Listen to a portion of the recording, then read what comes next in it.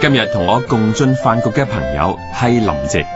林夕被譽為香港樂壇詞神，佢嘅歌詞描繪世間無數情感，觸動無數心靈。究竟喺佢人生同愛情路上經歷過幾多苦樂甜酸？佢同無數天王天后合作嘅背後，又有幾多難忘嘅回憶呢？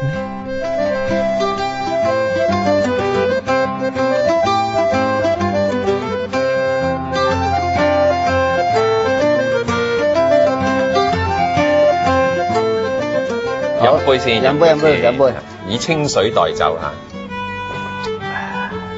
其實你個名係點嚟嘅咧？林夕呢個唔係你真名，就係人都知啦。係唔係我真名？説法有好多種㗎。有一種就係話我將夢嘅簡體字林同埋夕加埋一個夢字。咁呢個其實就係以訛傳訛嘅。我正式就係當初填詞嘅時候，想填詞嘅時候，咁就我好中意林振強嘅，咁我覺得林字好靚，咁不如姓林啦。咁跟住咧，我的確有的而且確睇到《紅樓夢》嘅一個簡體嘅版，就見到咦林下邊有個夕陽好靚喎，咁不如叫林夕啦。咁林夕都幾響啊，咁咪其實用一個筆名嚟寫稿嘅啫。後尾開始寫歌詞就順便用埋林夕呢個名，但係咧。唔係咧，我忍受唔到張學友叫我阿夢嘅，阿學友係叫我阿夢㗎，即係我叫你陳總真係唔出奇嘅，學友叫阿夢咁就好肉麻啊！嗰個張學友嚟嘅喎，係咪？咁又有説法話你好唔中意提自己嘅真姓名，係唔係咧？又唔係好唔中意，真姓名係即係父母賜俾我嘅，咁就唔係唔中意提，咁但係改得個筆名，咁就梗係想。隱姓埋名啦，我真名叫梁偉文咁嚟講，同黃偉文係好差個姓嘅，係咧咁巧嘅，係啦咁巧嘅真係我屋企人叫我文仔嘅仍然，即係喺佢心目中我無論幾多歲都係一個仔嚟嘅啫嚇，咁所以係文仔嘅嚇。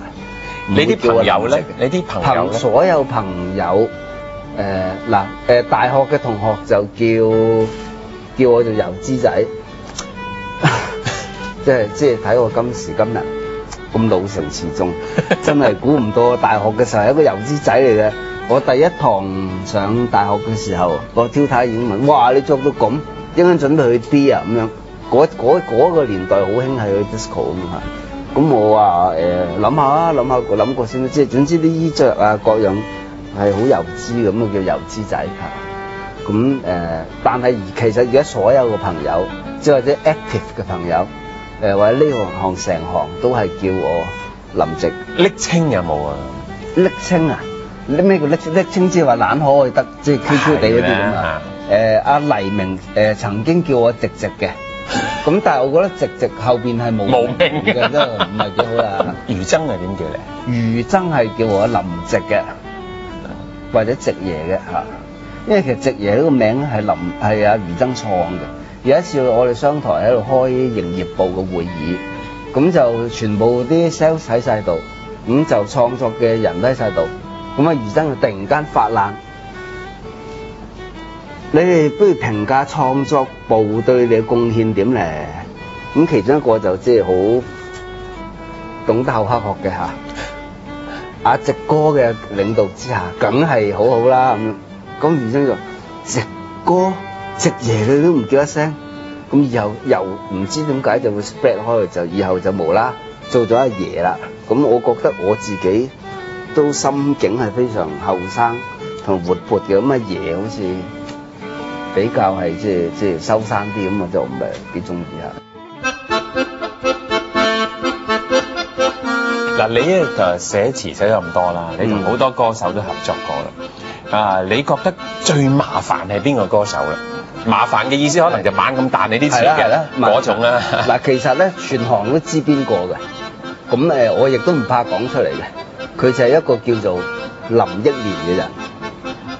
最衰就係其實有時彈好多時，有時我哋真係放棄㗎，即係。但係我係一個唔係，我自問係一個不輕言放棄嘅人。咁但係林憶蓮咧最大問題咧係佢自己唔知要乜嘅，其實佢講唔出嘅，佢只係啲好抽象嘅感覺，覺得咦唔係好係嗰樣嘢喎。咁咧就林憶蓮肯定係咩？因為佢有最高紀錄。我有一首叫《再見悲哀》，填咗8次，填咗3、4次之後，佢覺得唔妥，就約出嚟飲嘢。咁我就講解話嗱，你想點啊？如果呢個路向咁就要咁，即係列出晒所有嘅可能性。咁佢仍然冇答案。咁卒之有一日我唔理佢，我覺得應該咁寫就咁寫。寫完之後咁佢就收到貨。咁但係其實過去咁多年嚟同林憶蓮嘅合作咧，每次都係一個苦難煎熬，令你自信心崩潰嘅一個過程嚟嘅。咁但係從呢啲咁樣嘅過程，我又學到嘢過。學咩嘢？就學應付一啲唔知要乜嘢嘅人，你點樣引導佢知道講到出嚟佢想要咩嘢？係點咧？點樣引導法呢？個技巧應該係好難㗎啦。譬如有一次，佢話應該黃色嗰度，咁我覺得哇，你話抽象畫咩？應該嗰度黃色啊嗰度，咁我就話係咪黃昏咁嘅感覺咧？有少少，但係又唔係完全係嗰啲黃昏，係要未到懶洋洋嗰隻黃昏，咁即係變咗知其實都係抽象嘅。咁但係起碼我用 diffuse 嘅方法咯，即係有一啲重複過去唔中意嘅嘢，我就減，就用減法，即係話呢樣得唔得？因為佢唔會講到邊樣得嘛，佢唔會講到邊樣得。咁多個過程入邊訓練到我就係話，究竟邊啲唔得，咁我就可以其實快啲揾到個答案。最易服侍就係天后王菲，因為王菲係絕對對我嘅支筆咧係好信任嘅，即係總之係信任到我寫咩嘢佢唔明咧，我都可以暴開一聲唱錄完之後先慢慢解唔明，你再過多幾年多啲經歷你就明㗎啦。你聽我話唱，我有一次填一首另外一個楊千嬅，我填咗一首叫《電光幻影》，好有佛理，咁我驚佢唔明，就覺得好似又驚佢抗拒，咁我就打定電話先，我話嗱呢首詞咧就我發癲之作嚟嘅，佢就唔好問點解，先錄完先，日後佢有緣信佛，佢就自然明㗎啦，即會有咁嘅落差，即係唔同嘅反應嘅歌手嚇。咁係咪因為咁，所以王菲咧就被你形容為係你嘅皮，楊千嬅就形容為你塊肉咧？王菲做我皮幾好㗎，啲皮膚咁靚，不過唔係王菲，我會形容為係一個無名分嘅夫妻，即係夫妻係個關係係可以好融和，可以好信任，互相信任咁，但係我哋冇名分啊嘛，咁李亞鵬搶咗佢啊嘛，咁冇法啦，咁就無名分嘅夫妻。咁千嬅其實除咗話同佢寫歌詞夾之外，即係個人嘅感情都私交都好好，溝通好，咁所以即係只不過有一次即係一次 function 入邊，一次場合入邊，我講突然間即係一時激動咁就覺得好似一塊肉咁樣嚇。我同你介紹下呢個菜先啦。係你一個咧就係薄日式拖羅拌三文魚他配醋酸汁。我呢個係甜椒牛油脷芝士沙律拌有機黑醋汁。即係其實咁啊！你想食我嗰啲係嘛？即係咧唔係拍嘢還拍嘢啫，我想食一嚿啲牛油果梗係得啦。通常啲人就好中意，我好中意食牛油夾牛油果同埋加呢個咩羊奶芝士啊！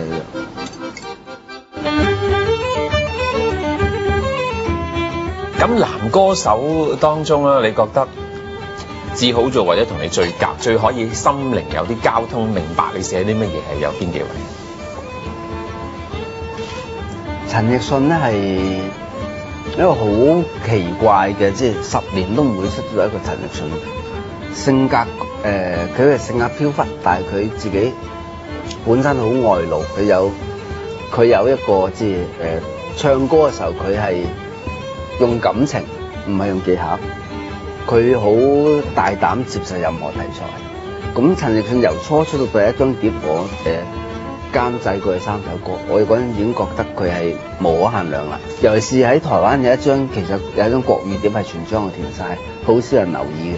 咁但係嗰10首歌詞係我覺得好耐都填翻唔好。咁即係我好多謝 Eason 係俾好多呢啲機會咧，係俾我。譬如舊年有一首歌係我想講自殺嘅，即係我係希望即係尤其是即係其實坦白講呢首歌係喺阿芝芝 Goopy 自殺第二日，我要寫嘅。咁我覺得即係我同阿芝係大家係同事好熟啦，真係好傻女嘅，即係咁我真係好驚，即係覺得好多人即係唔識珍惜生命，咁所以寫一首自殺歌，咁啊梗係嚇死個監製啦，話喂就講寫自殺㗎。咁我就自己打電話俾醫生，喂，我想寫個自殺歌就咁。醫生話好啊，咁就寫，咁就寫咗黑澤明出嚟。咁之後我覺得係，即係佢係個彈性好大。另一個就係即係長期合作開嘅古巨基，咁佢自己好努力，好有誠意去希望改變自己，提升更高嘅一個層次。咁上一張碟，譬如即係愛得太遲啊。講一個人生各種嘅階段，大家即係而家熟咗，即係變咗個佢對我嘅信心又大咗。咁我有時可以說服翻佢，即係無論從市場角度或者係我想擴闊流行曲所寫嘅境界嘢。咁最近幫佢寫咗一首其實好難寫嘅嘢，就係錢。我真係好多顧忌，即係我冇可能虛偽到話錢係冇用噶嘛嚇。咁我如果寫嗰啲嘢就好老土㗎嚇。咁但係我真係一路寫，我亦都唔能夠鼓勵拜金主義，因為即係話其實我自己覺得成日香港人嘅快樂咧，係建基於嗰個即係有冇錢，有錢定冇錢，咁變咗佢哋咁人生嘅目標咧，唯一就係好單一化地，好千人一腔地，就係我要錢，我要上進。我要爬上去揾多啲錢，咁我呢首歌希望講得出，其實最後錢係會迷惑咗你本來做人嘅宗旨嘅，但係要好小心，真係好小心。特別係當你自己有錢你要寫嘅時候，你更加要小心，人哋就會話你講風涼話。嗱，咁就老實講，嗰首未面世嘅歌咧，我一直寫就係寫緊自己嘅，我係警惕自己唔能夠做錢嘅奴隸。其實你而家有幾多錢有冇計過？我有幾多錢？我非常清晰，不過唔講得，跟住人哋標你心。唔係，標都唔標我啦，我哋呢啲有閒錢。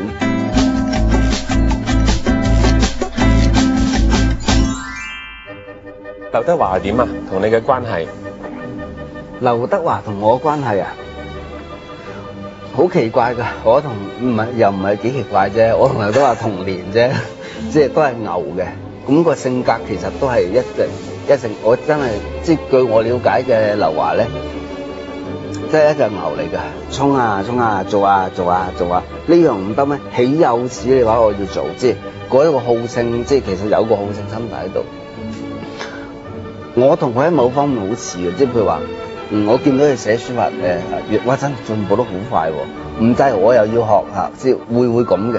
咁同埋我同佢都係我覺得大家要做一件事咧，係一定係盡晒係投入晒入去做嘅。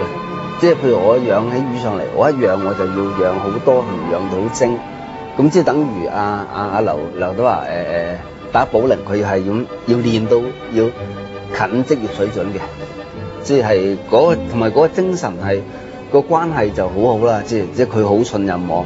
咁即係譬如舊年嗰張聲音觀世咁樣大碟，咁未試過流行曲係可以有歌手俾我寫病嘅，唔係一首啊，係半張碟係病嘅。阿劉華叫我上去開會，話呢張碟要開碟咯，咁我就得啦，我上嚟啦。我上嘅時候一早已經有晒概念，因為我已經諗緊，其實香港好多呢啲問題，我好希望就係話即係流行曲其實可以寫到呢啲嘢嘅。咁我就同劉華講話嗱，我想咁，唔好唱情歌，一首情歌都冇，全部係關於反映香港嘅問題，並且俾到答案，可以即係袋錢落個袋嗰度嘅。咁劉華一口就應承，完全諗都冇諗過，好啊！咁樣好喎嚇，咁所以即係劉華亦都係好敬佩嘅人嚟嘅。劉華當然有今日嘅地位，即係話佢嘅地位唔只係話賺好多錢或者好紅，而係話佢做咗好多即係公益嘅嘢咧。尤其是最出名嗰個今時今日咁嘅態度係仲未夠㗎。咁即係大家其實當咗劉德華係香港人一個上進奮鬥嘅好榜樣。咁佢所以好適合做一啲叫做知咩？而家成日講社會企業啊，唱片嚟講做一啲社會性嘅唱片。咁而我覺得佢當時只一口應承，完全，因為我都有講我話，喂，可能本來譬如即係舉例，譬如賣4萬，而家冇情歌可能3萬喎。咁佢係冇所謂。咁即係呢個係一個我覺得係我自己成日都寫咗做座右銘嘅，就無欲則剛，做咩都唔怕，因為你無所求啊嘛。聽完呢個座右銘咧，又要食下嘢先啦。要嘅嚇，介紹你一個先，另一個就係香煎金絲魚拌芝士汁配中東飯，底下嗰個中東飯嚟嘅。我呢個呢就係炸脆新薯釀亞洲時菜拌青瓜酸奶汁。好，請起叉啦。好，你想唔想試下我呢個？俾一個你試下咧。我食咁多啊，好啊。你瘦啊！多謝你呢句真係。張國榮，你同佢合作都好多。好多。張國榮亦都係我一個好好嘅朋友。我即係所謂好好嘅朋友，其實係凡係好信得過我嘅人，佢就係交晒俾我，幫佢做一個型，即係做一個裁縫啊，即係就住佢性格嚟做出嚟，我係好開心。咁佢對我亦都係無限嘅信任，而且都係好好嘅朋友。其實係佢教會我對於家居嘅奄尖，因為我去過去每間屋都係非常之係一個藝術品嚟嘅，一個藝術品嚟嘅真係。咁所以即係佢令我翻唔轉頭。即係我譬如我有時搬屋揾樓咧，我好想住翻張國榮住過嘅樓嘅。即係高分啲嘅會，不過咁耐都係即係機緣巧合又唔啱，又住唔正咁樣，即係想住翻佢嘅大廈咁。即係我唔知係咪咁叫懷念佢啦，但係即係我同佢寫落嘅歌已經足夠係俾我去懷念，同埋係即係人生一得一個咁嘅知己係好難求嘅。你同佢寫過咁多嘅歌，最令你印象深刻嘅邊一首？我就係表示佢自己嘅性取向。性取向係，因為其實佢好簡單，佢淨係講一套戲入邊有一句好出名嘅説話 ：I am what I am。咁我話咁樣，我話你要唔要係咪走出嚟㗎？走出嚟。咁我寫咗國語版、粵語版。呢個我係最覺得即係。一路寫同而家聽翻都，我覺得同佢係大家喺度一個夥伴咁握緊手。呢首歌俾你印象咁深刻，係咪因為佢好勇敢咁地希望透過歌去走出嚟咧？其實佢要走出嚟唔需要好勇敢噶啦，即係因為廣大神通嘅傳媒根本係已經即係有足夠嘅呈堂證供噶啦。不過正式走出嚟亦都係對佢嚟講，其實佢無需要好大嘅代價同埋勇氣。不過即係佢係覺得，既然目前為止好似未有一個藝人正式走出嚟講，佢就走出嚟啦。咁樣。如果倒轉係你會唔會有呢個勇氣啊？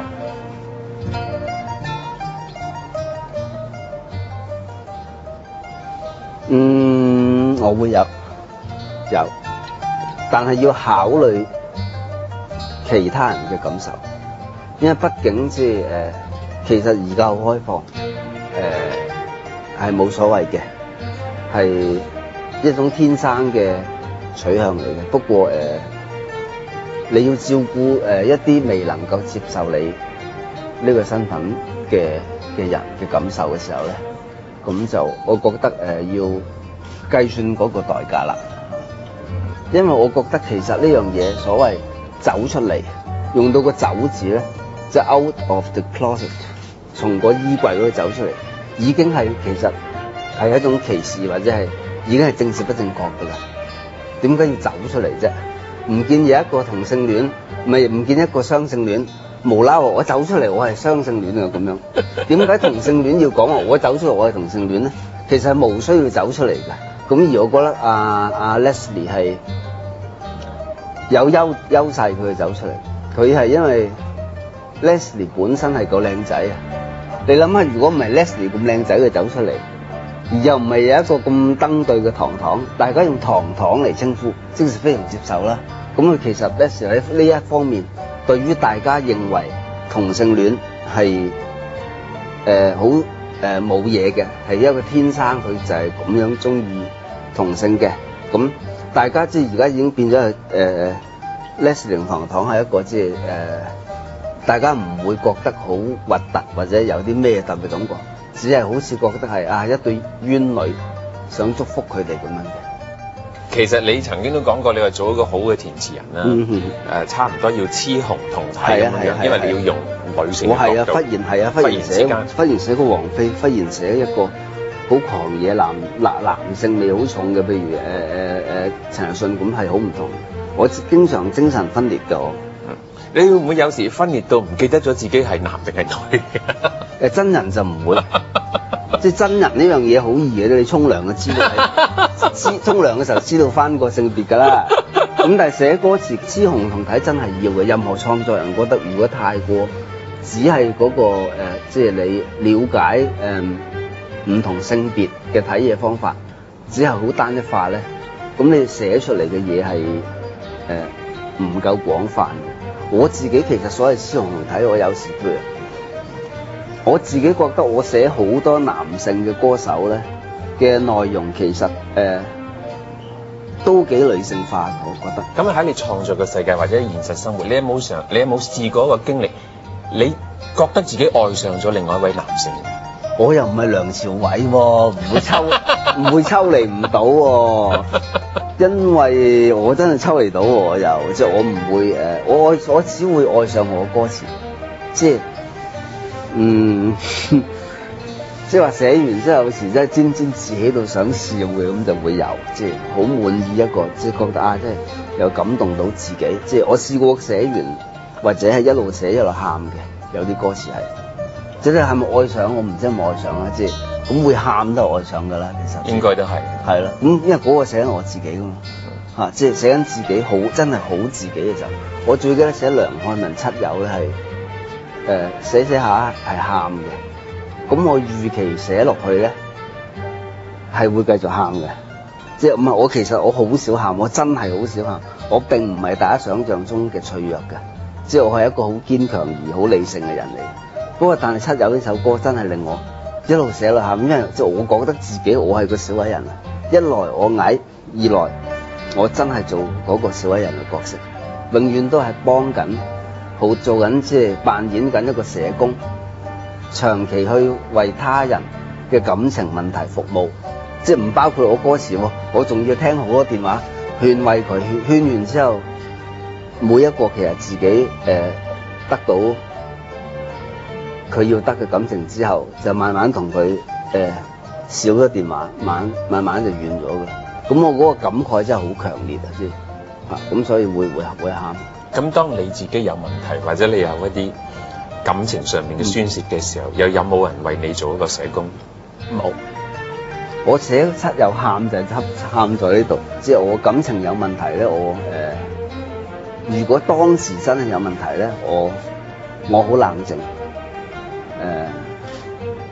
我會自己用自己個心嚟到平復佢，尤其是信咗佛教之後，我更加唔會有呢啲好大嘅問題。但係我只會喺事後呢，同朋友呻下咯，呻兩句會有。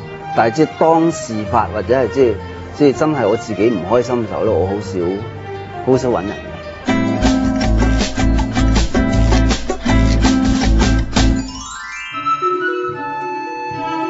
咁喺你感情嘅經歷上邊咧，最痛最傷嘅一次係點嘅咧？你係點樣過咧？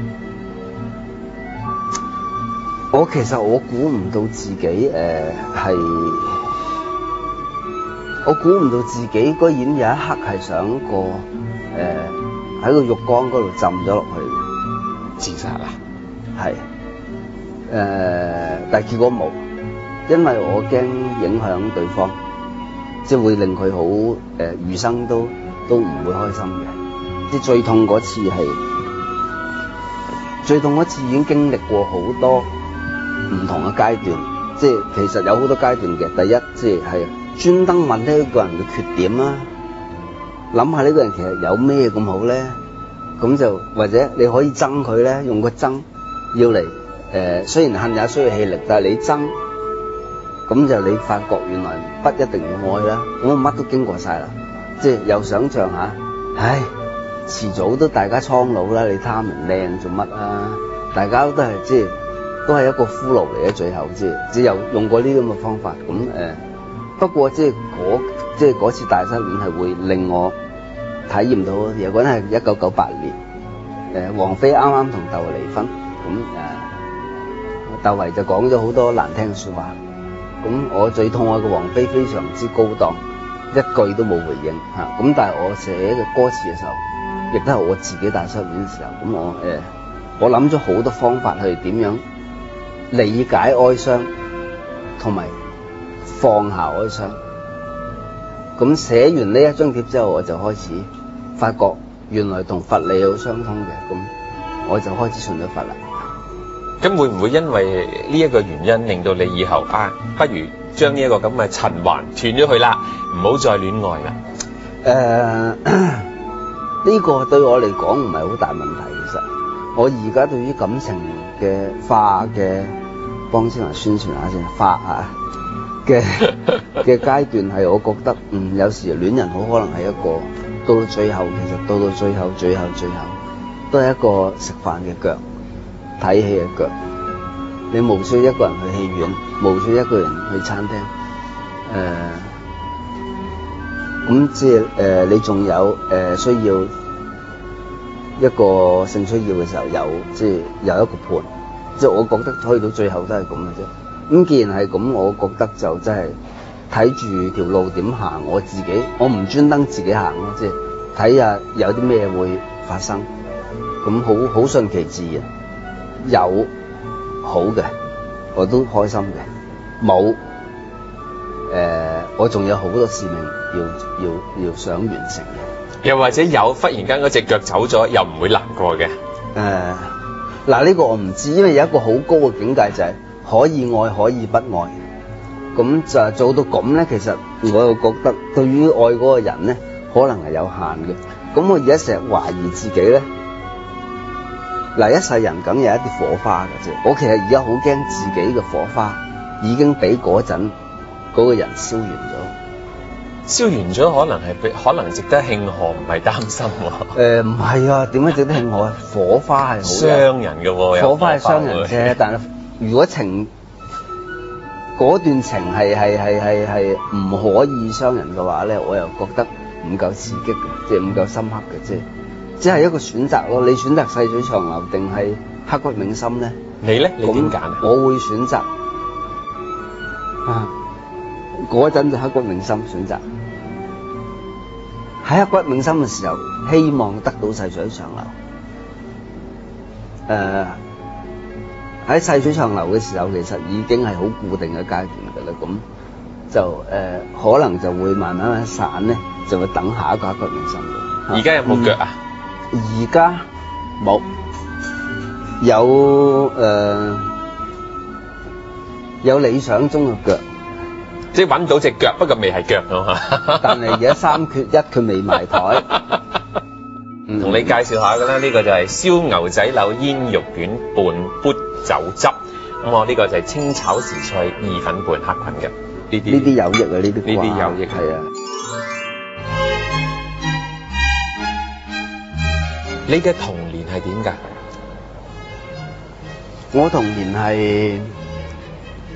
我童年對我貢獻好大，我覺得。據而家我先至知，應該我父親當時已經係患咗躁鬱症㗎，即係躁鬱症，即係狂躁加抑鬱，成日發脾氣嘅。我最記得毛澤東死嗰日咧，佢成台無啦啦鬧人，成台啲碗碟掃落地。佢因為咁嘅家庭環境，我妹好早就逃離過屋企啦。好早結婚，因為點解呢？有好處，唔使住屋企。咁其實喺咁嘅氛圍底下咧，即係我點認為大貢獻咧，就係訓練到我今日嘅耐性同埋個堅忍個程度之。因為其實自細10幾年接受啲咁荒謬嘅嘢，即係譬如我讀大學嗰陣，要考試，佢成日鬧嘅，讀咩大學啊？畢咩嘢啊？我保你失業咁樣嘅，即係總之好驚。自細係一個好惶恐嘅，沖涼嘅時候咧，如果沖得耐咧，佢就會拍門，即係一輪粗口咁樣，即係話沖咁耐嚇，我專登停一停啦嚇，沖咁耐嚇，咁即係變咗其實係生活喺惶恐不安之中。我諗係即係除咗冇手槍子彈之外，其實係一個戰地底下生存。咁你咪好唔快樂咯？細個嘅時候，細個好唔快樂嘅嚇，細個好唔快樂嘅。咁有冇憎恨爸爸或者媽媽？我媽我冇憎恨，我媽係無限忍讓佢。我只係怨我有時怨我媽唔識，即係縱壞咗佢，同埋唔識得點樣循善誘，令佢脾氣好啲。咁我其實我從來唔會憎恨一個人嘅，就算我嘅父親係咁嘅，令我有咁嘅童年，我只係難以理解，然之後嘗試理解，站喺個立場諗，其實佢係唔識得愛我哋，有少少自私，自我中心。當我咁分析嘅時候，我唔會有恨意。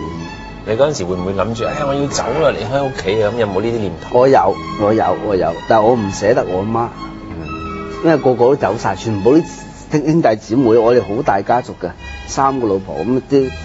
爸爸有3個太太。係，因為舊式好興噶嘛，咁有時就同住一齊，有時就有一啲卒之就即係自己民國革命啊，即係唔滿意呢個南慈禧啦，咁啊自己走晒啦，即係。咁就剩低我一個，最後一個，即係我媽都要保住㗎。咁所以到大學我讀 master 嘅時候咧，有宿舍，咁我就考慮咗一陣，算啦，都係我搬去宿舍住嘅啫，都要嘅，遲早有咁嘅一日㗎。咁我搬咗宿舍住，從此就一路獨居到即係自己住到而家，搬嚟咗佢而家嚇。咁我父親亦都係其實喺90年已經過咗身。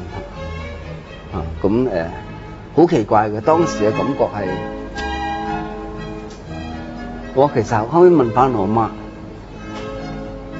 為咗我全家，係其實一個老人家，即係大家如果睇破生死，一個人實要去嘅，咁佢去得算好舒服，冇受過任何嘅苦，突然間個肺即係唔知穿咗咩咁，突然間咁算係即係復原啦，咁但係即係好奇怪。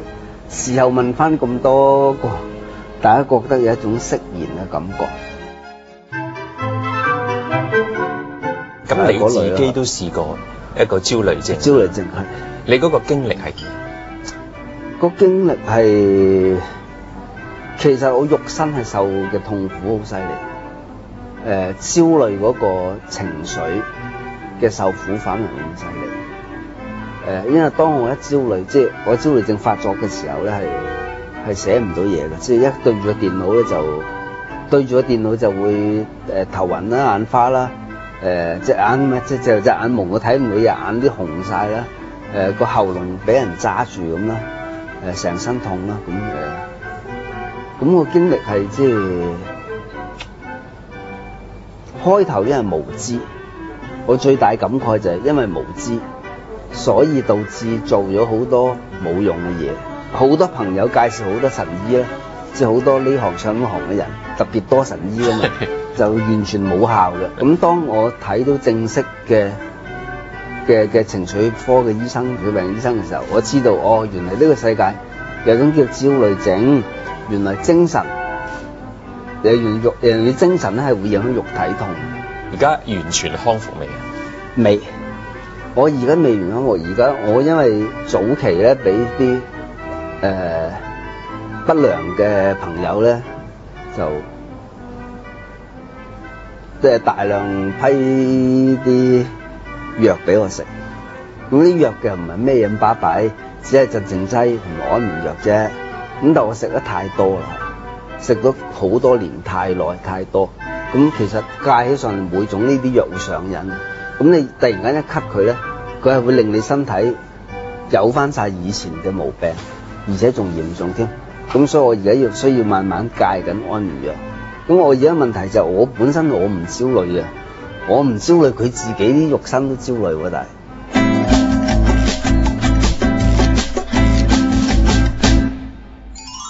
你又揾錢真係好叻喎！唔叻啊，唔叻嗱！前嗰排又有週刊影到你一擲千金咁買下豪宅啦，嗰個都相當之昂貴嘅一間屋喎，係咪真係㗎？買咗啦係嘛？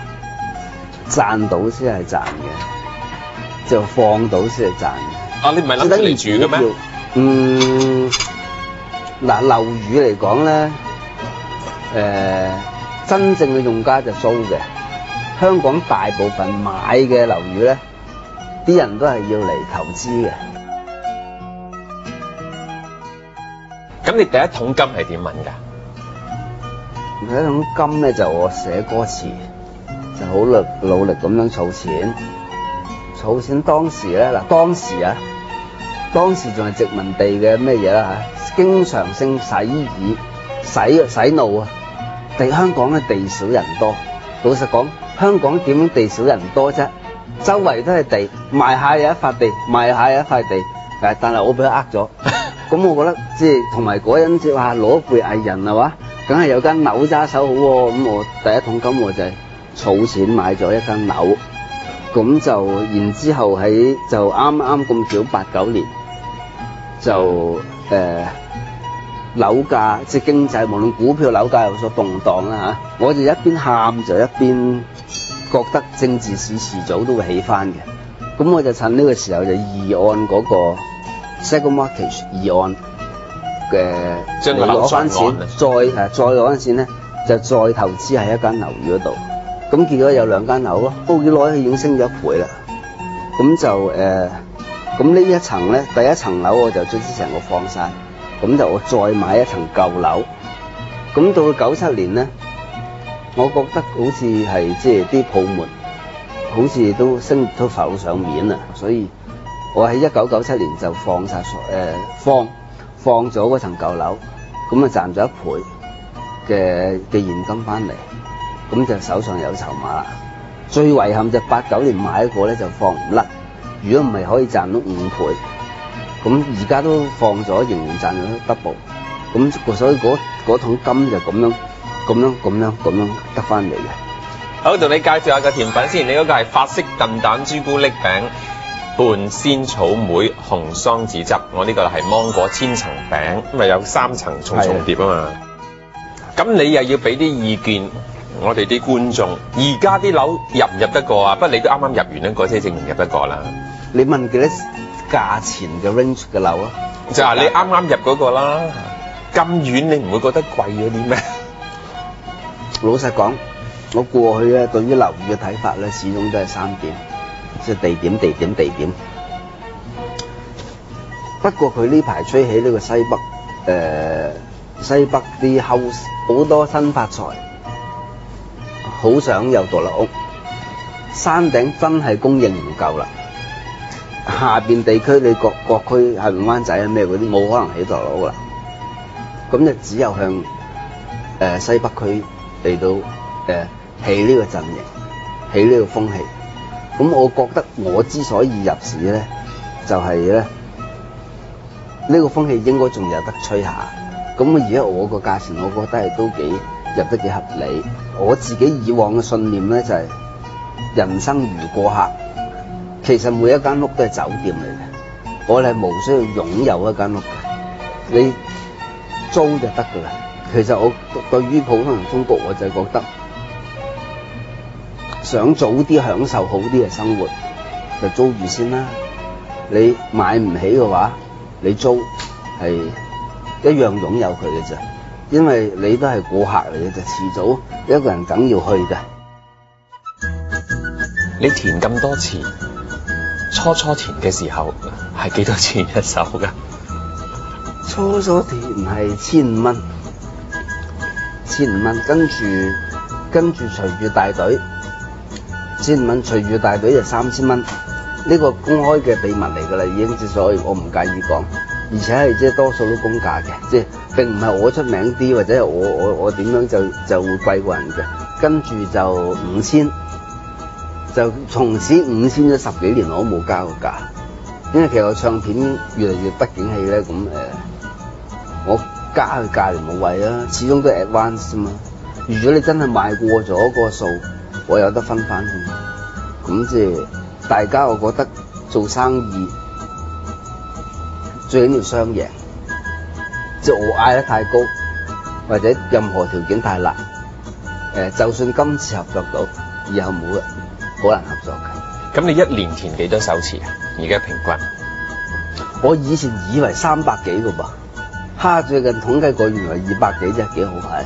原來都係可以，原來應該如果我嘅 time management 做得好嘅話，我一日填一首之餘，原來仲有幾日可以寫稿嘅。我都唔明點解一年365日，我成日仲積住夜幾首歌詞喺度嘅，證明我都係其實懶嘅咧，未夠努力，唔係劉德華嚟唔得。聞說你填詞咧就好犀利嘅喎，可以一路煲日劇一路填嘅喎，一路打麻雀又可以填到首歌出嚟，係咪真係咁神奇？嗱，打麻雀填首歌咧，就唔知邊度傳出嚟嘅，的而且確係試過我打緊一場麻雀，我叫緊大三元好刺激，無啦啦就接到電話話有機會要改，咁我就一路叫緊大三元，就一路諗點樣改嗰首歌詞，咁啊改完歌詞之後就食大三元，兼且後尾冧咗19個莊。嗰首係咩歌啊？嗰首唔記得啦，伍樂城監製嘅係。咁至於話咩啊，睇日劇係得嘅，以前係得嘅。我以前可以播住日劇，一面填詞，我可以跟晒成個日劇嗰個劇情發展都得嘅。咁即係其實嗱，中間佢日劇咧要睇字幕，要睇樣，我又顧住個歌詞，都幾叻㗎嗰陣。而家唔得啊，而家一定要好專心寫。你最快可以幾耐記錄填咗首歌出嚟？9個字。最耐咧？幾日都填到。Shall we talk？ Shall we talk， 因為我想每一個字眼都準確，每一個字都感動到人，同埋好自然嘅。咁啊寫咗好似有10日，即係改來改去，執嚟執去。Eason唱下又嗱，唔好唱住啊，唱住練住先嘅，但係我仲要改佢咁樣。另一首嘅觀世音寫咗3日，咁算好耐㗎啦。最快9個字嗰首就係、我都仲記得，叫做明知故犯。嗰個快同埋慢係咩因素影響你？係你對係靈感啊，抑或係你嗰個要求咧？唔係快咧係因為江湖救急嘅關係，同埋個時間處理得唔好嘅關係，即係或者係佢突然間要唱嘅關係，咁我只能夠即係盡我力去快速完成喺即係有限空間，我做最好俾佢。咁我唔覺得明知故犯係差㗎個歌詞，即係雖然9個字，咁但係有一啲譬如即係野心大嘅作品咧，就要點？譬如天水圍城寫得好小心，我唔想天水圍城令到天水圍嘅人住喺度，反而覺得更加慘。我唔想天水圍城啲人聽完之後會歧視啲內地嘅同胞，咁所以呢啲歌詞我係零舍寫得耐。咁喺你嘅作品裏邊，你有冇你自己認為所謂嘅行貨，抑或冇一件係行貨？有，咁我係有好多行貨嘅，咁但係我覺得我啲行貨都可以一睇嘅，係咪每一首都係你自己親自寫，冇人從同你代個筆，然之後俾你改嘅？冇，嗱呢個咧就係一個好奇怪嘅傳言嚟嘅。如果有人能夠用我個名寫嗰個歌詞出嚟，就用咗我個名出去，咁點解佢唔自己用佢個名，佢咁笨成咁咧？你有名噶嘛？我有名，所以人哋會用佢咁係嘛？係啊。咁我哋抽翻少水咁係嘛？係啊係啊。哇！我大雞唔食細米㗎，食呢少少嘢真係，唉唔得嘅。同埋一個人要有品先得嘅，即係冇啊。我每一首歌詞莫講話有人同我填啊，即係每一個字都係自己打落去嘅。咁喺而家填詞界之中，你認為邊一個係填得最好咧？Wyman 佢係好好嘅，係咁佢會唔會係你生意之中嘅另外一個爭生意嘅對象啊？歌詞我真係唔當佢係生意。歌詞我曾經喺一啲雜誌嘅訪問，我女士講，歌詞係我嘅第一個生命，第二先係健康。咁好啦，過咗1年之後，我發覺健康先係第一位。個人越嚟越實惠啦，即係健康，你冇健康寫唔到好嘅歌詞。啱。咁健康第一位先啦，即係呢個必要，即係既然必要嘅，咁啊不如拎走去啦，始終都係歌詞第一位。我唔視歌詞為一個生意，我最怕就係聽到啲唱片公司老細咧就話：嗱，呢首歌要今年金曲啊，唔止金曲啊，即係 TVB 嚟講仲要金曲金添㗎。咁你金曲金好大壓力㗎，金曲金最後俾邊個？點會喺年頭知㗎？即係當然嗰啲技巧我其實全部掌握晒，即係話邊啲唱會容易上口，我點樣寫法會容易多啲中啲，譬如 OL 嘅共鳴，或者係用啲咩字佢有機會係做到 Paco 所講嘅聽到錢跌落嘅聲音，我哋做到點聽到錢啊？阿 Paco 成日話咦？呢首歌聽到啲錢跌落嚟嘅聲，我會咁嘅，即係佢耳仔好準嘅，真係嘅。大城小事就係佢喺電影大城市嗰個電影嗰度咧，佢聽到嗰3個音，嗰陣多啲啦，多咪咧，嗰個阿伯食嗰啲小籠包死嗰陣，人哋睇戲，哇好靚啊上海，阿 Paco 就聽耳仔有錢啊！呢個電影配合呢3句音一定爆喎，一定金曲嚟喎，即刻叫阿 Mark 咧。將嗰幾句音咧抹成一首歌，就俾咗楊千嬅，就係小城大事。咁啊 Paco 幾犀利啦！咁呢啲就當一門生意啦。咁我唔係咁當嘅，我有呢個能力，但係我唔會用呢個能力去寫歌詞，因為會影響咗啲歌詞嘅氣質。我唔能夠先為咗一首歌成為金曲而去寫嘅，咁反為係寫得唔好嘅。喺芸新一批嘅歌手之中，你覺得最有心、最有機會嘅係邊一兩位？謝安琪把聲都幾特別，同埋謝安琪嘅歌詞係可以融入啲好得意嘅嘢。藍奕邦亦都好大膽嘗試好多唔同嘅題材。黃婉之係把聲係靚絕嘅，咁係又係一唱就有少少天籟咁嘅感覺，即係譬如梵高呢個題材，哇！我等咗好多年，即係希望寫，咁係等到黃婉之，佢就一聽到話寫梵高就係開心嘅，就唔會話哎呀，啲香港人知唔知梵高係邊個嚟㗎咁樣？回顧翻你以往嘅人生歷程裏邊，你覺得你最需要多謝嘅係咩人咧？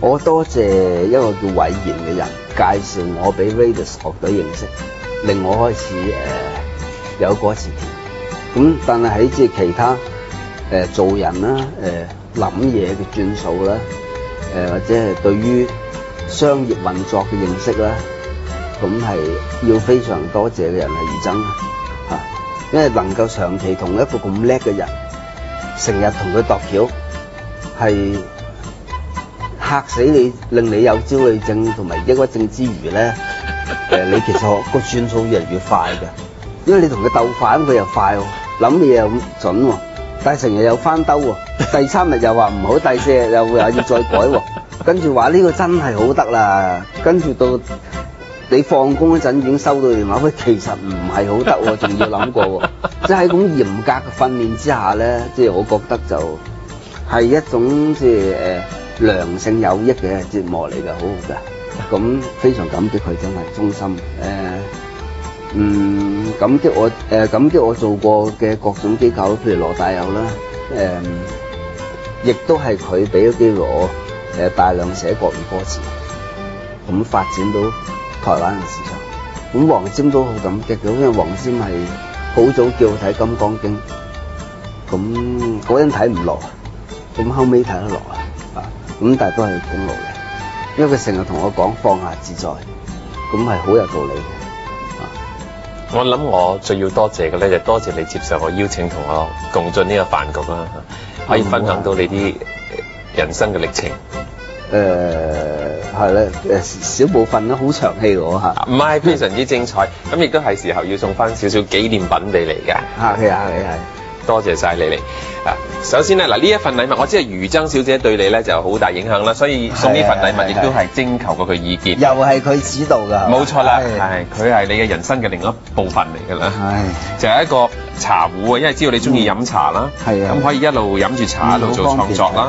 咁呢個咧就係我自己私伙嚟嘅，係一個香茅茶嚟嘅，我好中意，好提神，好啊好啊，好寧靜，希望你喜歡。咁當然除咗呢一個之外啦，亦都有一支筆啦，少少心意。雖然創作都好少用筆嘅，你用電腦多。用電腦多，不過我中意練字啊。我中意練字，書法又好，鋼筆字都中意。同埋簽下支票啊，買下屋啊，其實都可以用得到啦。好啊！嗱，下次去睇屋咧，約埋我啦喎，咁啊少啲誤會啊出邊。你冇約我啫，真係。好多謝晒你，多謝晒你，多謝晒。我同林夕咧係唔相識嘅，咁初初咧未見佢面嘅時候有啲擔心，驚佢係一個好冷嘅人。但係傾完偈之後咧，發覺佢係一個非常之熱嘅人。同埋有一點佢嘅睇法，我非常之認同嘅，咁亦都係受到余曾小姐嘅薰陶啦。我哋做每一件事，千祈唔好諗住係希望為咗賺錢，只要帶住一份熱誠、一個真心出嚟做，可能最終你都會得到好多錢，但係從錢出發咧，就未必得到咁嘅回報。